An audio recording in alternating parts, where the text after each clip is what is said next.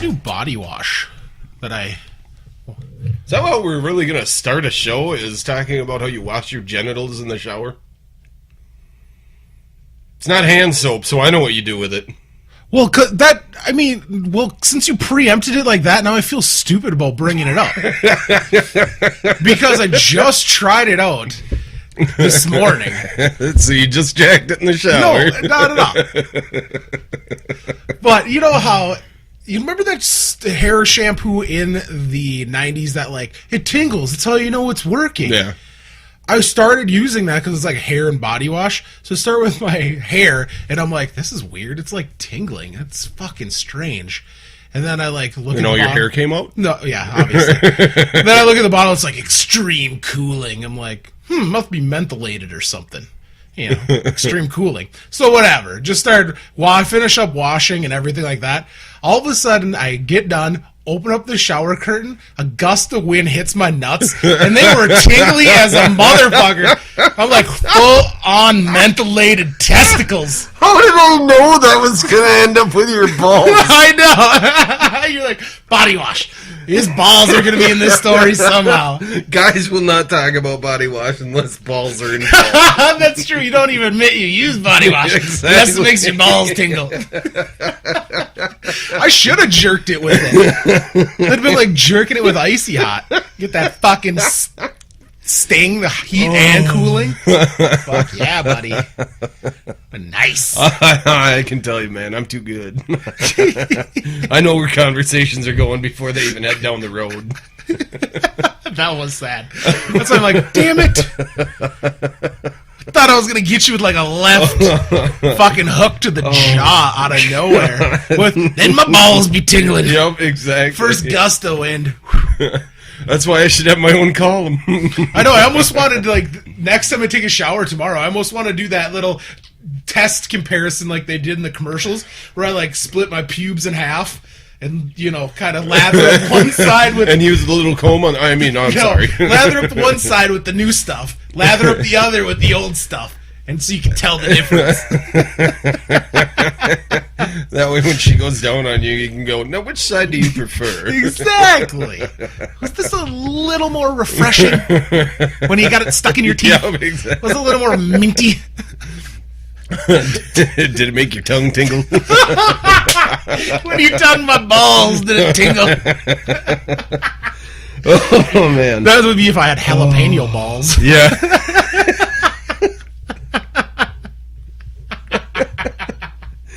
I'm going to vote on this already, that this is probably one of the weirdest openers we've ever done. Fucking A, man. But I'm enjoying it. Cheers. As much as this wolf picker. That is racist, sir. Hey. It is the experimental pale ale of Odell Brewing Company. Beering Company. That would actually be a sweet name.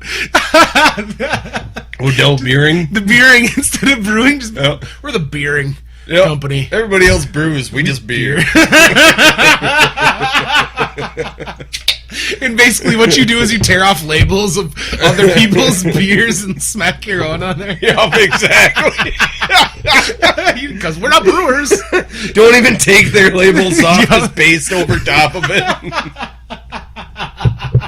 And it's a crapshoot of what you're going to get in the case. Yep, exactly. Like a Bud Light, fucking Corona. All it says is beering. Beering and a government warning. How could we get away with that? Oh, you could probably do it just by calling it an experimental pack or something like that, and then have underneath the bottle cap, the actual flavor of it. So you have to open it to figure out what it is. Yeah, that would be the way to do it. I think. Trademark. That's a brilliant idea. You're gonna have to get the actual breweries to sign off on it, because they're gonna come at you for selling their beer, even though people don't know it's their I'm beer. talking about like Sam Adams. They brew how many different types of beer? Yeah. Wouldn't that be sweet if they just did that, and every now and then you just get a beer that you usually can't buy in a 12-pack? Oh, I got what you know what I mean. Yeah, you changed directions completely. Well, that's what I'm saying. We got to trademark that and then sell it to the companies. Ooh, it's like we don't even have a product. We just have a trademark that we're selling. Oh, yeah. But Yeah, that would be the coolest thing, because I love Sam Adams beers, and there's a lot of them that you can't get in normal 12-packs. I want to almost move to Boston just to drink their beer. They have entire bars in Boston that are totally devoted to Sam Adams beer. Sign me up. And do they have apartments for rent above? I don't know, but I know of one that I saw online that boasts that they have 15 taps all the time that are going with different types of Sam Adams. Goddamn. So, I mean, at any given time, every single day of the year, they have 15 different varieties of Sam Adams on tap, and they don't have another kind of tap beer. Do they even have bottles of beer that if some douchebag goes there and asks for, like, a Bud Diesel? They just break it over his head and then drag him out the back and ass rape him. That's You're turning the barrel! That's the only reason they keep the bottle. Yeah, exactly. Fucking seems like a great plan to me. Oh, you thought those hard cider commercials where they hit him in the fucking head with the apple is actually... No, they just got that by going to that fucking thing, and one dude in their table was like, I'll have a hard cider. BAM! And they went, oh, fucking light bulb. We'll just hit him with an apple. I saw that Sauk Rapids Liquor's beer of the month is Red's Hard Apple Ale.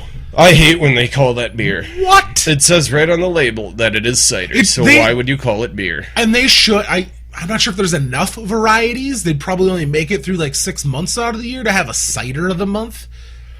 But I truly think that they need to branch off on that, because you can't... I mean, granted, it's nice for the cider drinkers. Then all of a sudden they get a deal every now and again. Cider drinkers. They're just trying to be hip.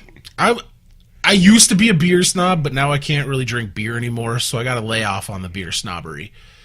I just got to let bygones be Busch Lights. No, I'm just saying. That's fucking stupid. I agree. Oh, when I picked up the bottle of Crown and I drove away and I saw it on the, LED sign, I was just like, that is not beer. What are you doing?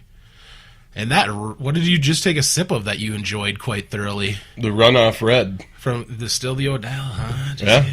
Well, I bought an Odell variety pack. I don't think they have any other kinds in there. Well, I was saying that for the listeners that didn't know you had an Odell variety pack. Oh, I'm gonna give this a whirl. Try that Runoff Red. So there is something that I want to bring up that's like a Killian's that's got some fucking balls. I know, it's good. I'm very that happy might be my it. favorite beer ever. Sam Adams. Yeah, I'm gonna say ever is a strong. Okay, right now, considering I've only had like 3 beers in over a month. Yep. So this is a delicious beer. I'll give it to you. But what were you going to say? I did want to talk about this new story that I just got, that we're talking about the 13 highest paid CEOs of last year. And how it's absolutely sickening when you hear companies talk and brag about giving workers, we're going to up our workers' pay to $9.50 an hour. And they're supposed to be getting patted on the back for this shit when they're talking about the CEOs of the companies that they're working at. And I'm just going to put it to you this way. Standard practice, coast to coast, for, I know this sucks because it's one of my favorite places to eat, Chipotle Mexican Grill. Standard practice for them to have anybody come in and work for them is to pay them $9.25 an hour. And then shave their fucking hours as well. But $9.25 an hour. Don't forget about that. They don't even pay them that each hour that they work. Yep. The crazy part is they have co-CEOs. So Chipotle's actually doesn't have just one CEO; they have 2. So they have to pay 2 people to do the one fucking job. And they are well paid, well fucking paid. The first CEO, Montgomery Morin, that doesn't sound like just a rich cunt. Yeah, I mean, it doesn't sound like he was born in poverty. Like nobody goes, "Oh, Monty," that sounds like a yacht club name right there. Shit, he was... If you're going to break it down to 40-hour work weeks, just like he would, have with any of his workers, if they're a full-time position, 40 hours a week. Just putting it that way, he would make $13,489 an hour. An hour. His counterpart, Stephen Ells, is also the co-CEO, who would make $13,471. So I don't know what Montgomery is doing to earn that extra $17 an hour. Is because they don't allow franchisee at all. But, so is it the actual like creator and inventor of Chipotle? Is that the first guy, that Montgomery dude? I watched a documentary on him. I cannot remember the guy's name idea at all. All I know is that between the two of these cocksuckers, they're making almost $27,000 an hour. Fucking A. And they're paying their workers $9.25 an hour. That's America, Sam. I just look at it in this and I go, because in this report it did say that in the last 5 years, Chipotle's has had their business grow 29%. However, they did have an entire part of the market that they went into this last 5 years as their expansion went worldwide like fucking wildfire. Yeah. I mean, they did the whole thing like McDonald's and went, okay, we are going so well, let's just keep the fucking stores opening. So if you find something, buy it, we'll figure out if we can use it later. I did actually read that they have over 13,000 locations worldwide that they have nothing in. They just bought the property because it might have been a place that they were going to put it. So, and let's just say, like in hometown here, they might have bought 3 different properties, and then they do statistical analysis to find out which property would have the most success for them. So they'll move the Chipotles in there, maybe keep the other 2 properties, maybe sell the other 2 properties. That makes perfect sense on why Chipotles are always located in the most inconvenient fucking places. Because they're going by where the growth rate is. Yeah, and they're going by foot traffic and all this shit. Who's going to come into our store more? And that's what they actually make.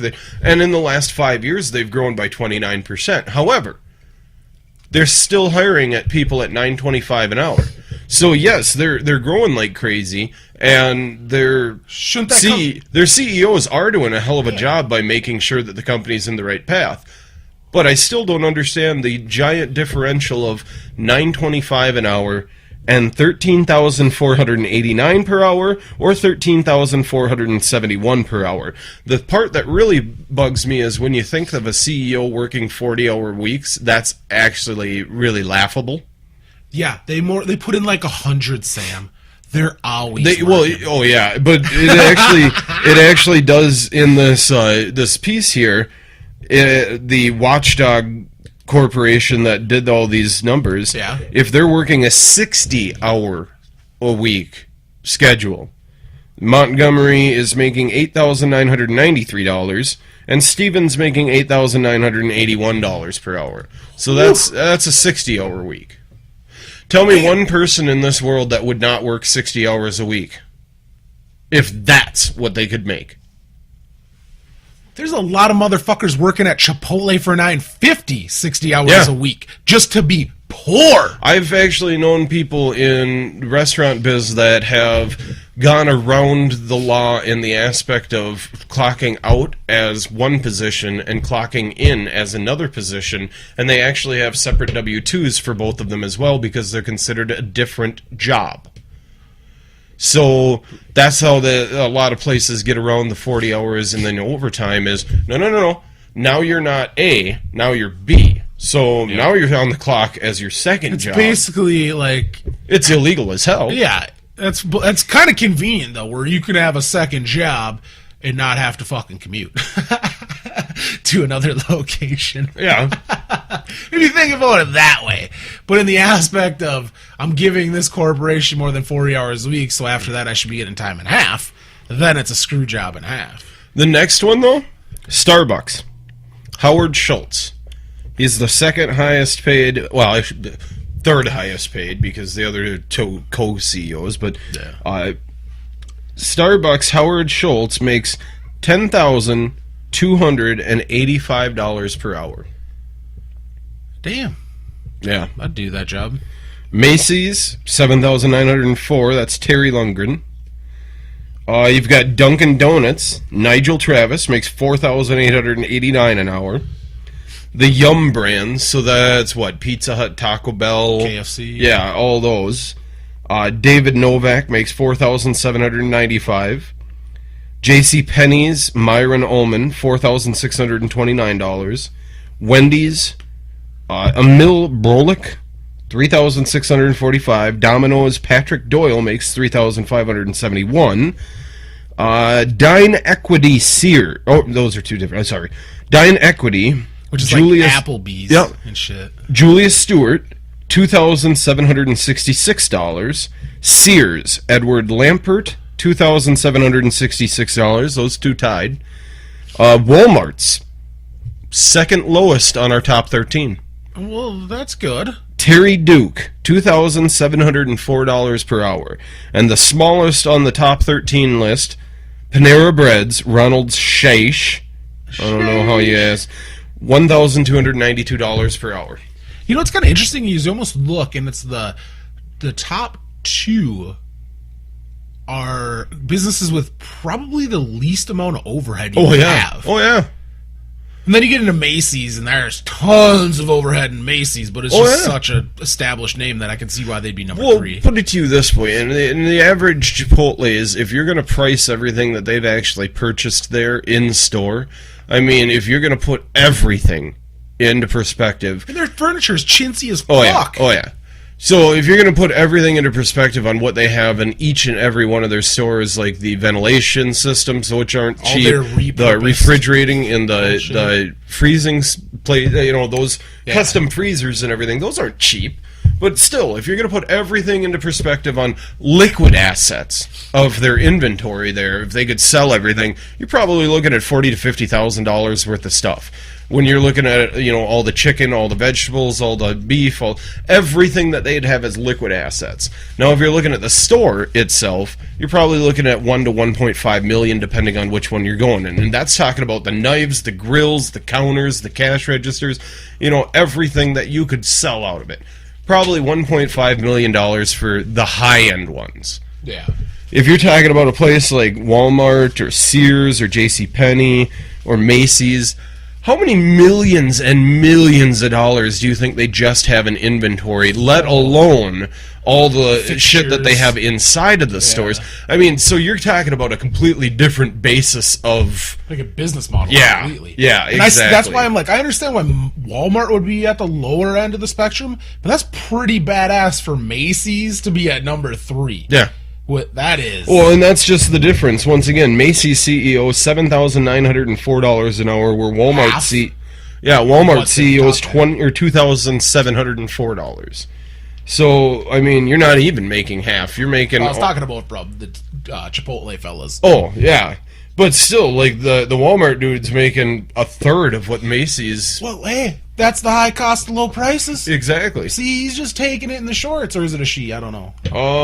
Terry Duke, so it could be either way. So it is making some fucking chump change compared to Chipotle. They need to get their shit dialed. Yeah, I don't know why the hell. I have no idea who, if anybody, on this fucking planet would be worth $13,000 an hour. Yeah, there's nobody. I don't give two fucks. No. You're not. And I'm just going to say it this way. You don't deserve it. First off, you might have come up with the idea, but you know what? In a true team aspect of the way you should look at it, is you're all on the same team. You just play different parts. Yeah. I mean, it just... So you're the CEO. If nobody shows up to your stores, you don't get a damn thing. Be it employees and or customers. Yeah.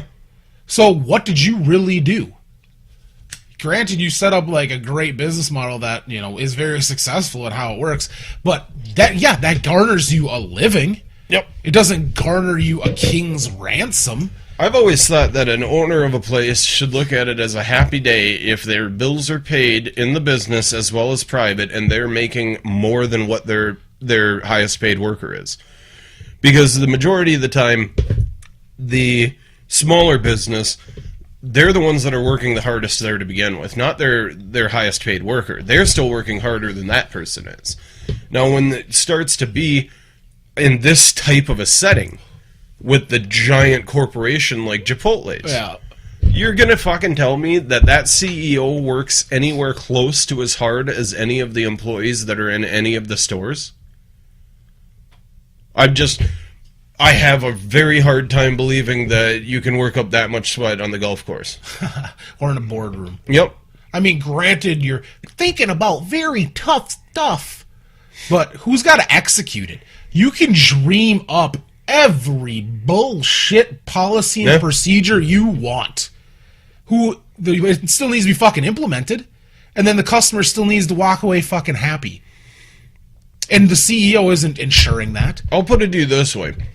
I just read a study, or not a study, the numbers that Yale University came out with saying that 2016 tuitions, for you to buy all your books, your housing, and everything like that from Yale, as well as one semester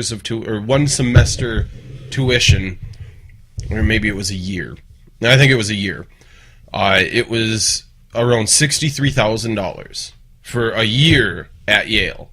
So you're going to tell me that even if you went to Yale, it garners you $13,000 an hour, which means that you could pay for a year at Yale in under a day's work. Yeah. So at lunchtime, you could literally pay an entire year's tuition, books, and lodging. Yeah, and food. At one of the most prestigious schools in the world.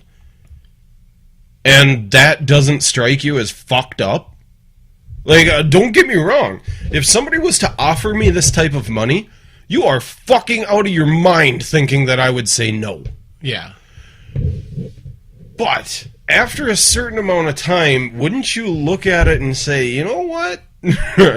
I've already made my $80 billion this year. You wouldn't, because the upper echelons of friends that you now have, you could be fucking chump. You could be the poor kid on the block. You can't take a fucking trip. See, you can't take a trip to Italy for lunch. I'd never be able to do that. See, but it happens like that. You could read hundreds of thousands of stories from the people that blow $100 million in a weekend in Vegas to keep up with the Joneses, or the people that blow $100 they don't have on a fucking iPhone to keep up with the Joneses. It goes both ways. I don't have that, though. Yeah, well, that's why we haven't mortgaged all of our future and all of our equity for bullshit materialism. That's the difference. Well, I live within my means. Exactly. You're a whether I make what I do right now, or if I'd make $13,000 an hour, I'd still live within my means. The difference would be, instead of looking at a $12,000 car right now, I'd be looking at a $120,000 car. And the fucked up part about it is that $12,000 car is going to take me a couple of months to actually make that amount of money. Yeah. That $120,000 car that this cocksucker is looking at, he makes just after lunch. Yeah. You know what I mean? You had to put in a couple extra hours today. I just did a 13-hour day last week. If I did a 13-hour day at this guy's, I could fucking get that $120,000 car and still go out to lunch afterwards. How sad is that? 1 hour he would make, and it'd be more than what you were looking to spend on a car. And an hour? Yeah. That's blown on taking a long dump. I'm looking at taking out a loan for my car. He's fucking making that much taking a dump and talking to his secretary. Exactly. And passing. That's an hour killed.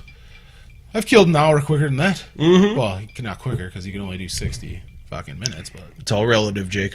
That's what it's all about. Yeah, it blows my fucking mind to think that anybody could ever make... That's astronomical when I think of that amount of money. But see, and I almost feel like a socialist when I talk about that there should be a cap, like 250 to 300% more than your average employee, I think would be a healthy cap. Because with this fella, he'd still be making like $3,000. Let's just try this. $13,489. I don't even want to know what that is. I do. That's going to be like 1,000%. Divided by 925. Holy shit. 1,458%? Yep. Good God. 1,458% higher than his... And what? And then if you did that with 250%, he'd be making what? A little under $3,000 an hour, and that's still like fuck you money. How the fuck do you feed your kids on that, Jake? They're used to eating diamond-crusted tilapia. Yeah. Hey, have you ever bought organic vegetables? That shit's expensive. And they ain't feeding their kids fucking GMO. It takes a lot of money to live that healthy. Dude, and you know they're not feeding their kids that Have you shit. ever seen the personal trainer bills that they have? No shit. That's a sad thing, is because I was always happy when I'd read about other countries where like, oh, being fat is a sign of success. Unfortunately, not in this country. No. Being fat is a sign of not making a couple $100,000 a year in this country. And being a lazy cunt to most people is what they think. Yeah, that's the other funny part about this country and about only this country. Other countries look at people that are out of work and actually kind of pity them for the whole aspect of, wow, hard times. That kind of sucks for that guy. You know, people here... Well, because I might fucking be there tomorrow, so I'm not going to spit in your face. Well, look at it with me. I was unemployed for, almost 2 months there, where I was putting out applications everywhere, and either I was getting you're overqualified bullshit, so we're not going to hire you, or it was we've got 500 applications on this one, so it's going to take a while. Yeah. I mean, it comes down to it. If you can't get a job, it's even harder the longer you can't get a job. Because then people start looking at it and going, well, why were you unemployed for a month and a half? What's wrong with you? Yeah, and I understand where they were coming from on that, because when they'd say, well, did you have a problem with your previous employer?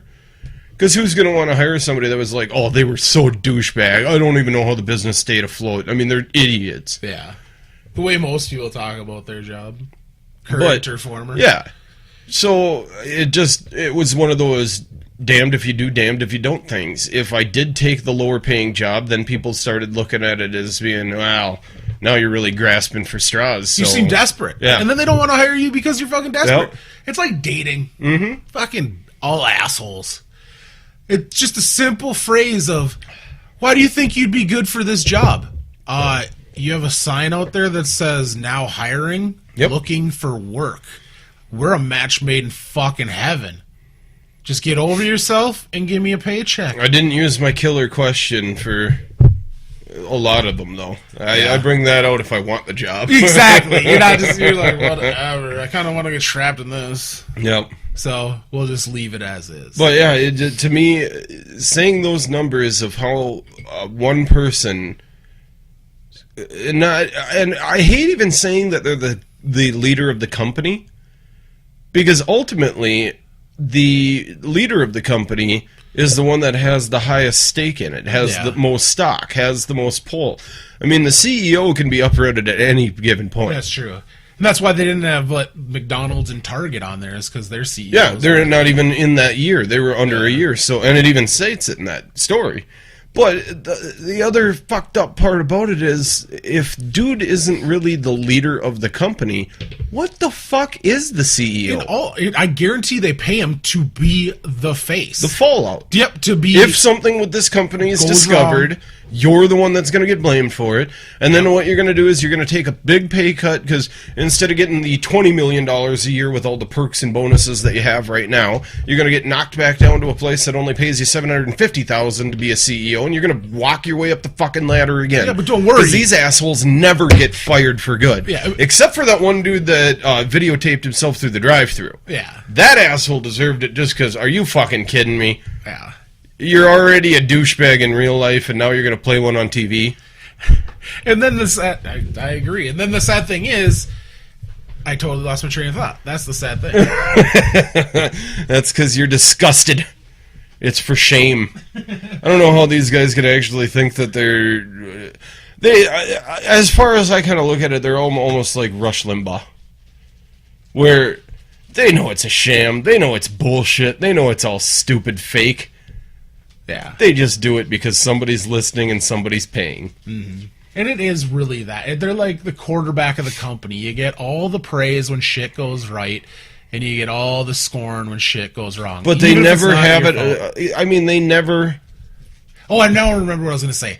Then they get the downgraded job, but don't forget about the $5 million golden parachute, a.k.a. their severance package, just so they don't have to take their kid out of the private school and actually have to live with them and raise them like a human being. Well, that's the one thing I never understood about the whole severance package bullshit. So you're going to tell me that he's going to get a, basically, like you just said, a golden parachute where you can say, yeah, you can fire me, but you're still going to pay me this. I want to get to that place in my career where I can do that to somebody. I don't ever want a career like that because as far as I'm concerned, that's criminal. You're literally getting, as far as I'm concerned, it's at that level almost, it's extortion. You're basically saying, I can fuck your company up any way I want to. If it doesn't work, it doesn't work. I'm not out anything. And by the way, you still have to pay me for leaving. So it's almost, I almost look at it like it's extortion. Hey, but America isn't a country, son. It's a business. So fucking pay me. That's the way I would look at it. I wish I had that mentality towards life, though. Personally, though, I just never understood why anybody needs 10 houses when some people don't have one. And any of these fucks that start talking about, well, I'm a good person because when I die, I'm going to give all of this to charity. Really? Because you need $5.8 billion right now? And what do you think you're going to spend it all? Well, I'll give whatever's left. Yeah. What? I don't understand that. Granted, that's a cool thing to say, but that could be changed with the stroke of a pen at any time. And wouldn't you think if you're a real philanthropist like they claim to be, you would want to see the good that your money did? Yeah, exactly. Not, maybe they'll talk to me in heaven about it. Yeah. To me, it just sounds too good to be true. It sounds so easy to say, oh, no, I'm not going to give my kids any of this. All this money is going to charities. What does your will really say, though? Exactly. Because right now you're doing a good song and dance so that people buy your products and feel good about it. And the only reason you're doing that is because you're in the public eye right now and people are holding you accountable. As soon as you get to dying age, you're most likely retired, out of the public zeitgeist, and they really could give two fucks less how you spend your money. The only reason they care in the first place is because they were handing it over to you left and right. Yeah. But now that I really hope I'm wrong on that one, but I do see all that bullshit as being a ploy of, I'm such a good person, you should buy my company's products and support the way that I live, and, you know, it's... But then again, the people that say that money isn't everything have never had none. That's a given, and look around the world and ask anybody who's starving to death, well, money's not everything. I'd like to buy a steak dinner, or a hamburger, or even something from a dumpster. I'd just like to eat something, so if I had money right now, I'm pretty sure I could do that. You know what I mean? Money is just a means to an end. Exactly. But if you have none of it, that's the end. What is that riddle? The poor have it, the rich don't need it, and if you eat it, you die. Nothing. Yep. That's just... it sickens me to know that there's people that make that much money and then claim that they're an upright company that's doing so good by its employees. And I just want to... Settle down, Karl Marx. No, I want to... get the proletariats to rise up, or what? Well, you just fucking heard it. I know. You could pay 1,400 employees what that one... over 1,400 employees what that one guy makes. Yeah. Every hour. That's insane. And see, this almost makes an argument for not allowing giant corporations like this. This is the argument for keeping all businesses local. So the owner of the business has to see the people he is affecting directly in the streets. Yeah. And in the, restaurants and in the stores. Because when the employee has a fucking name and a story, and you know their mom and you know their uncle and all this shit, they're not just a number on a spreadsheet at that point. You actually have to take the community into account when you get down to that microcosm. Because now there's no accountability. You don't have Jim Bob telling you to go fuck yourself every time you walk into the local pub because you eliminated his job because you didn't want to make less than $13,000 an hour. You had to eliminate his $9.50 an hour job because you couldn't go down to $12.5. That's cunt. I've got a good statistic right here for you. So if you were going to take one Chipotle's worker and pay them the exact amount of money that you would have the two CEOs make in 1 hour. So you're talking about, or I'm sorry, in 1 day. So 24 hours worth of work. Yeah. Those two CEOs making almost $27,000. It would take one worker, and this is days, mind you, 70,072 days of work. Holy fuck. So we're looking at 191 years. To make what the average worker has to work 191 years to make what the CEOs combined make in a day. Oh! If they would get paid for all 24 hours. That is fucked. Is that free market capitalism? Is that? Dude, that's 191.98. So that's 192. Yeah. For all intents and purposes. Yeah. Let's round up. Let's not give them any fucking credit. One worker working solidly would have to work that to make what those guys do in a day. 24 hours worth of work. So, yeah, 24. That's fucked. So the two of them making $27,000 an hour in 24 hours. You would have to work 192 years making the minimum wage at their job to make what they do in a full fucking day. Yeah, that says that it's fair right there. Fucking A, man. Fucking A. I don't think there's anything else we can say about that one. That's the breathtaking scenario right there.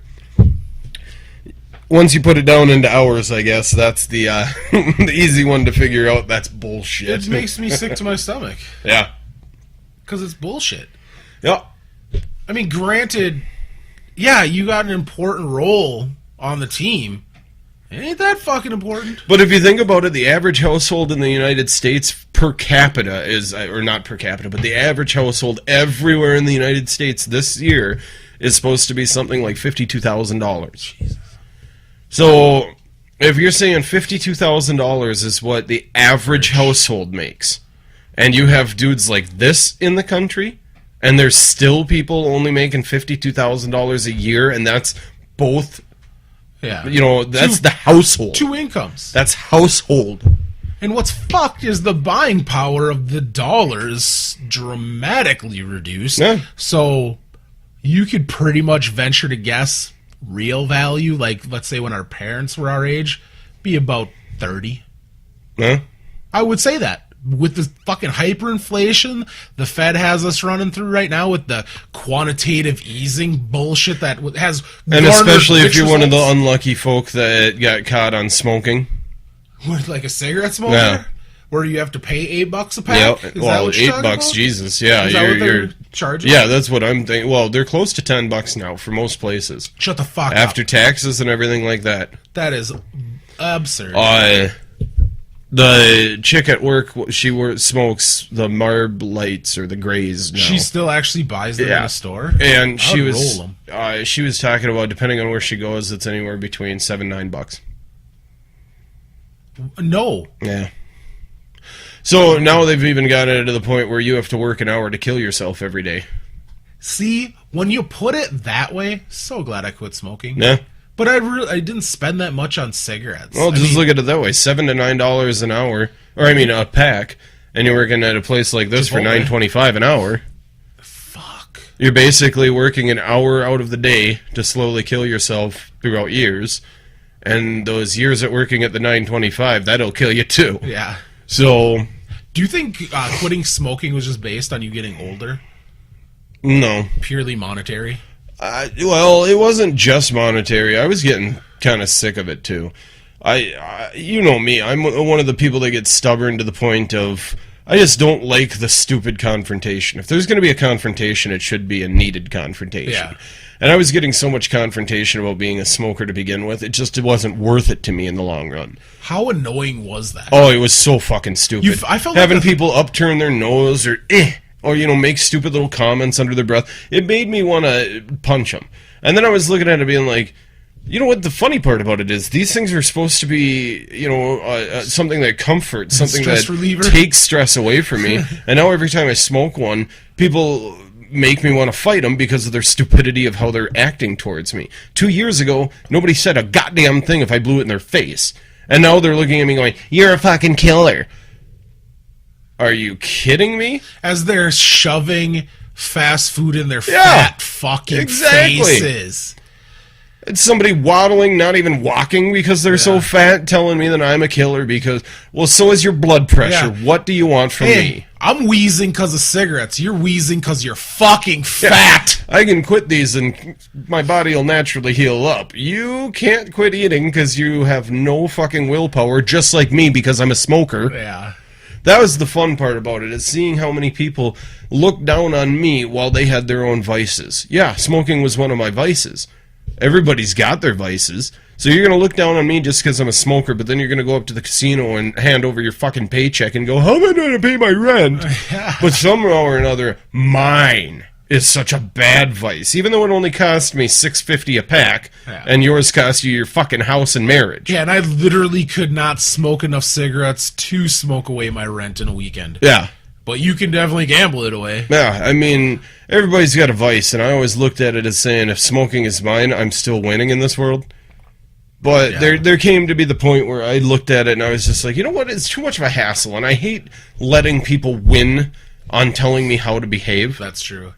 But it did come to the point of, every morning I woke up, I hacked up a biscuit, because I was a smoker for 13 years. Yeah. And every day that I went to the fucking store, I hated conversing with them. Oh, coming back for another pack, huh? Can we skip the stupidity of this? Tell her. Or when they have your cigarettes waiting for you. I don't even need to ask for them. Or what really got me at one point was they had that buy two get one free thing. Yeah. She already had them ring up as I came in.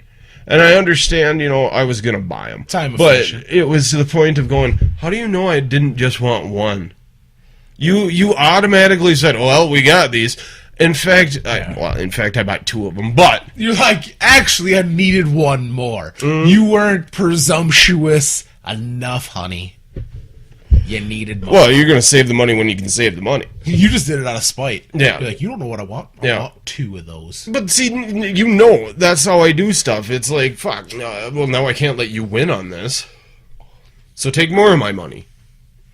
That's hilarious. The fucked up part is I worked at a gas station and I did that to people.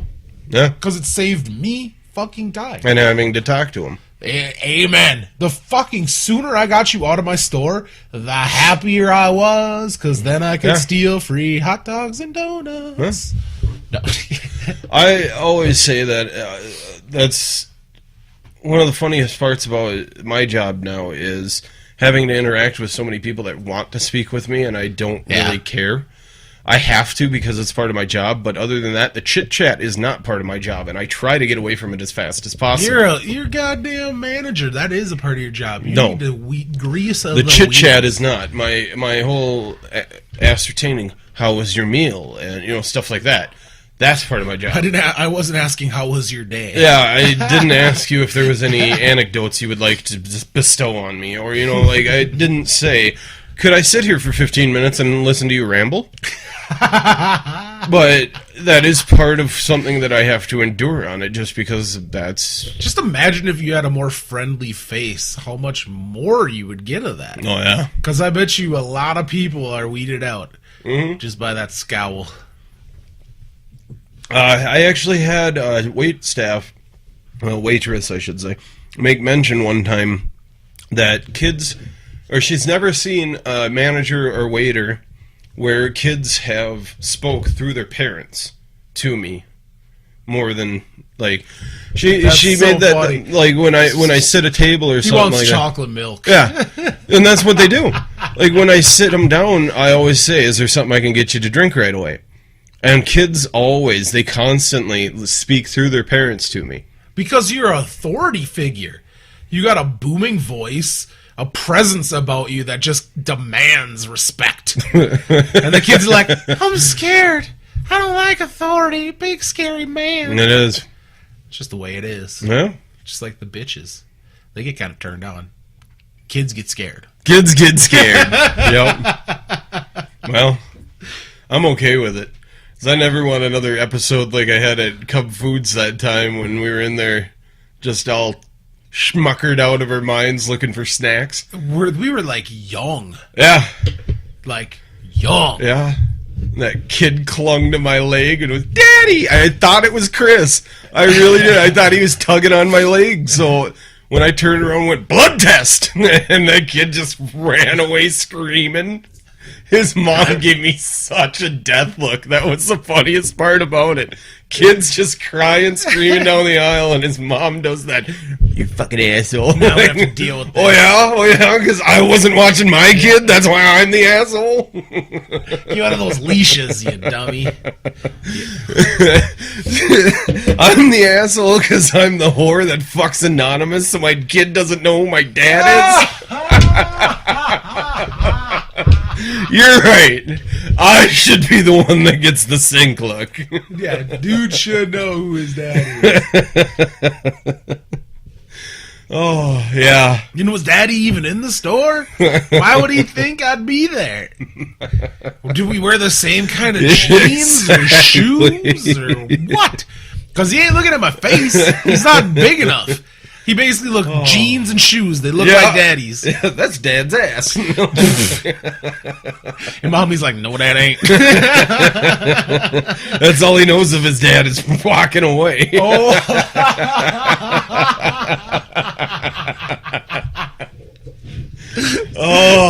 Poor kid. Now I almost feel sorry for him. I do too. I'm laughing, but in my heart. I was crying. It's the only way to mask the pain.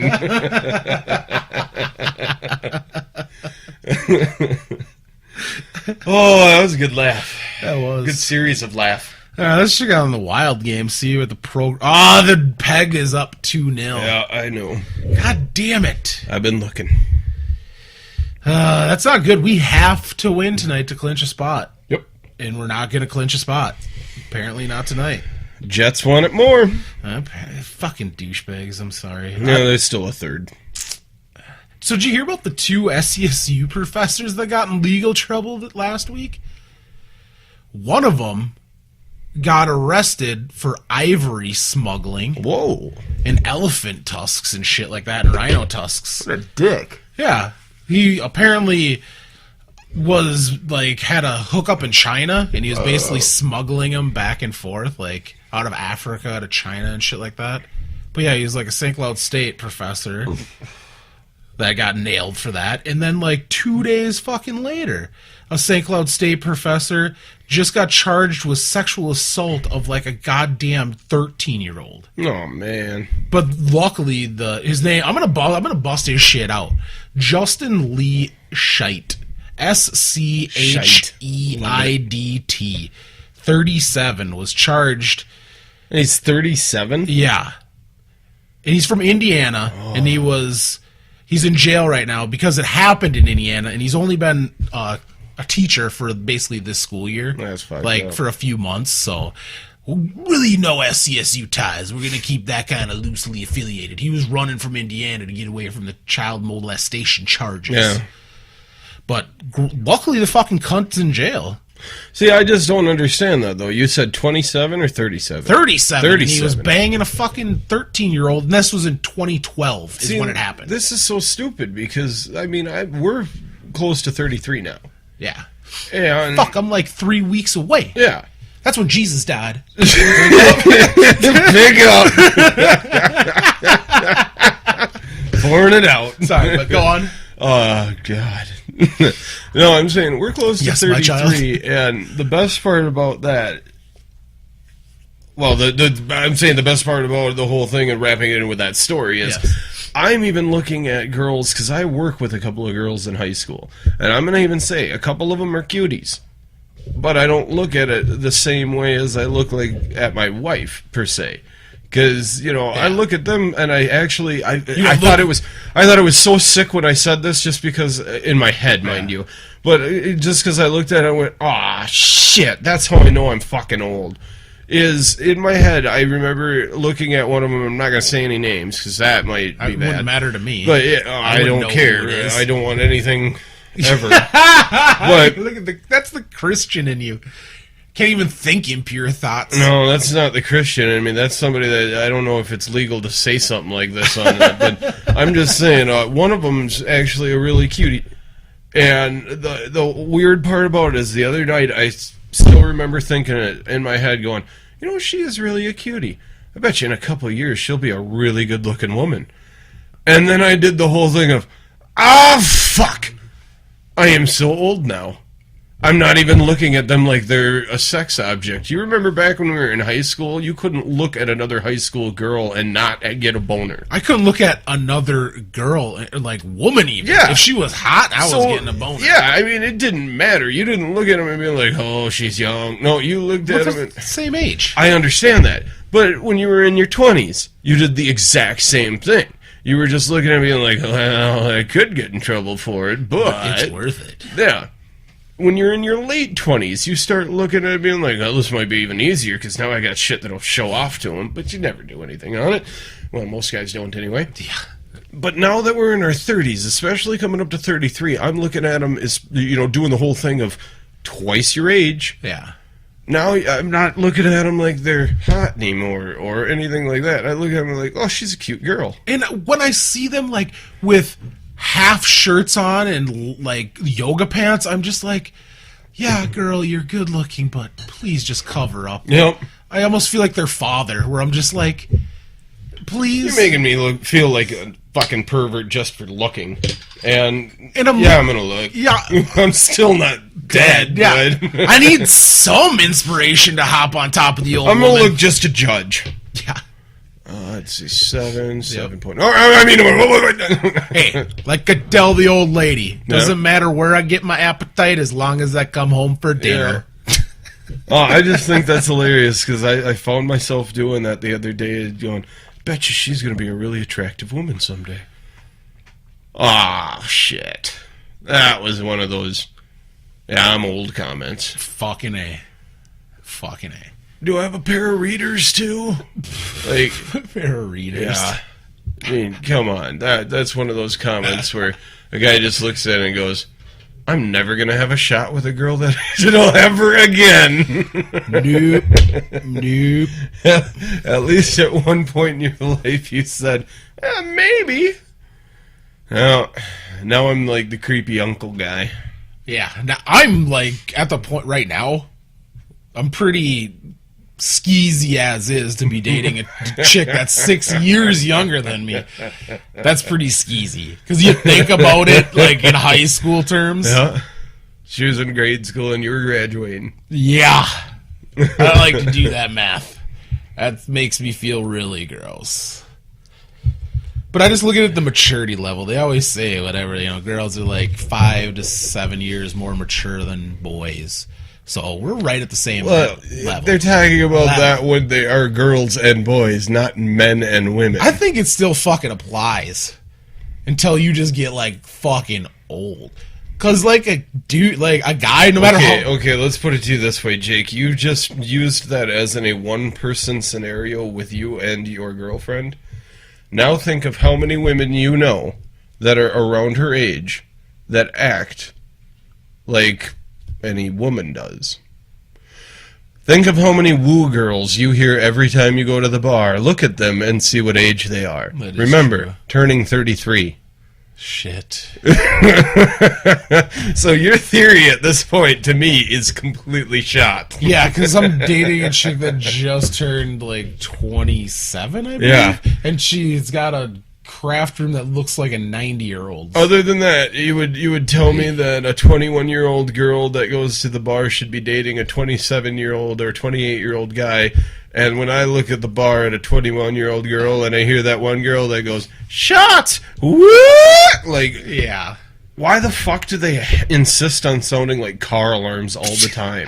It's so you pay attention. Yeah. Because if they're skimpy... And they always put their hands up and, like, start shaking when they do it, too. Yeah, if their skimpy outfits didn't get your attention, them wooing the wooing. Corning. I hate the woo girls. What? I really hate the woo girls. Then they're like, "Quit staring at us, you fucking pears!" I really haven't got that too much, but me neither. Just that whole... just wanted to do my Valley Girl voice. That whole woo thing just pisses me the fuck off. You can do a cheers or a, hey, have at it, or something like that. Something but classy. The woo thing sucks because it starts out at a reasonable level, and it even goes up to like party level, but then it goes even higher where you're just going, "Come on." That's why they made car alarms sound like that, is because people get so mad they have to look. That is true. So it's just one of those. I bet you that was the first dude that made the car alarm saw some chick in the bar that did that and went, "Oh my god, I'm going to make it sound like that." Because that is because every guy is going to go, "Drunk chick? Oh, somebody's stealing a car." And the sad thing is, car alarms these days, nobody gives a fuck. No. Like, I had one in the... Oh, I would hope he'd steal that car already so I could go back to sleep. That is so funny, because somebody's alarm was going off at like 4 in the morning on Saturday, or Friday night. So Saturday morning. And I literally got up to look, and I could see like the lights flashing and the bedroom window was open, and I did yell that out, "Fucking steal it already!" Knowing that nobody was probably around. No. It was probably some... Well, the one dude that had his window open was like... Because it kept me up for a while, so I kind of deduced probably what's happened, because it has happened to me before.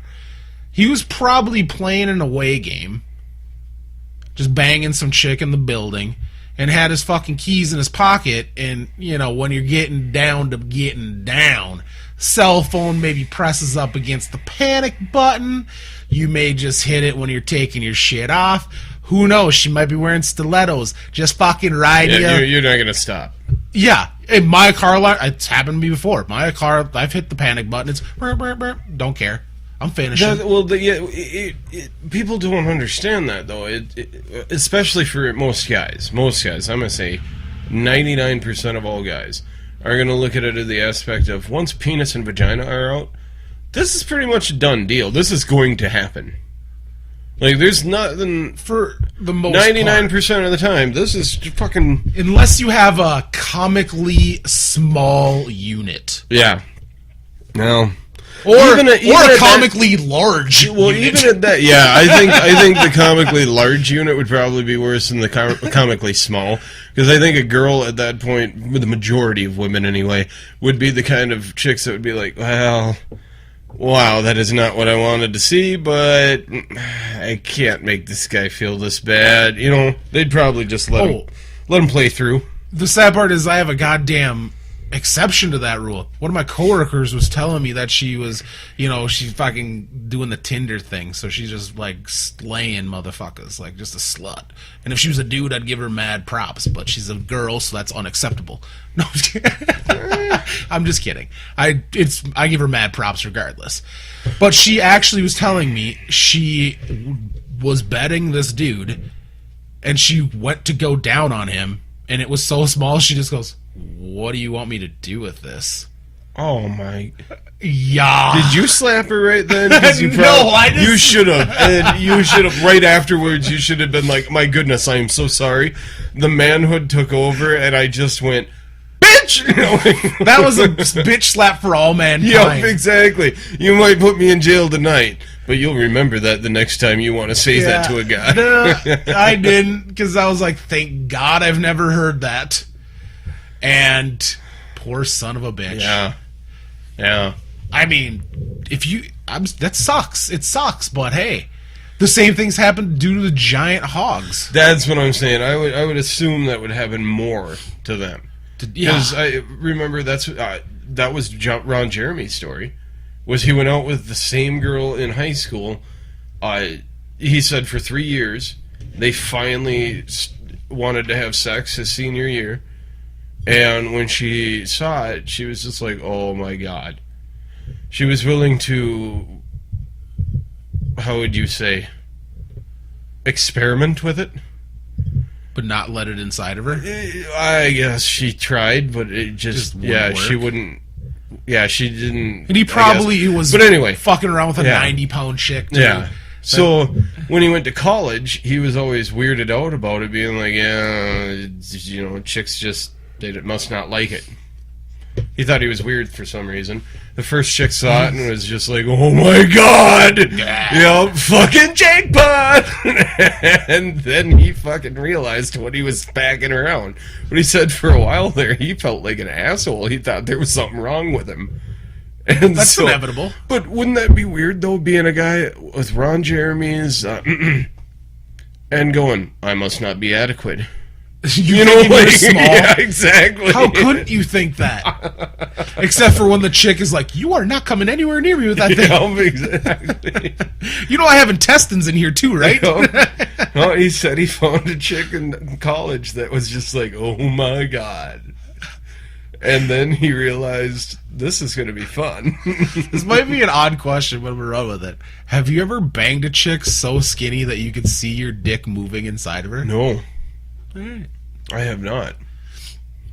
I banged some, off the record. No.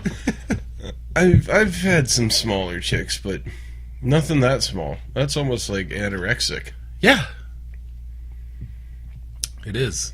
And they give you bruised pelvises, too. Well, I'm just saying, I'm not a small guy, but I'm not anything that any girl's ever going to go, "Yeah, I don't think that's coming around me." You know, like, I'm not going to say that I'm that kind of guy. Yeah, no shit. Means, but I've never had a complaint. I'll just say that. And I damn sure haven't heard, "Is that all you got?" Yeah, no shit. Let's just say my beer gut's not the only fat thing on me. No, that was well, it's like that comment. Faster, faster. I can do that. Deeper, deeper. You better be talking philosophy.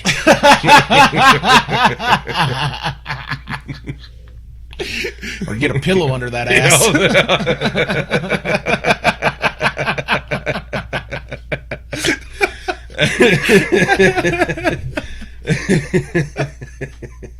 God damn, how did it divulge that? I don't know. This is going to be an odd titled show. I think the top runner is Metholaded Testicles. My $13,000 an hour testicle.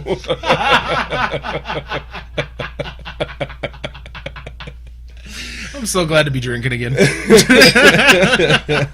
It brings the podcast into so many different alleys. Yeah, it does. Some are good, some are bad. It really is about 50-50 on that one. Fucking A. Some of them actually are divided within themselves, and we call them shows. That's what happens when you don't have an editor. That is true.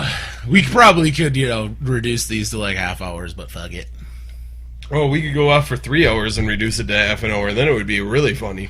That would be. I wish I had the time and energy and effort to do that. I wish I had the effort. I wish I hadn't drinking so much whiskey. Okay. Took the effort right out of me. I felt some effort, so I figured I better smoke a bowl. Effort gone. Yeah. Apathy fully charged. I was going to eat your pussy too, and then I got eyed. Come the revolution. Oh, those should never be uttered next to each other. That is an awesome speech I will make someday.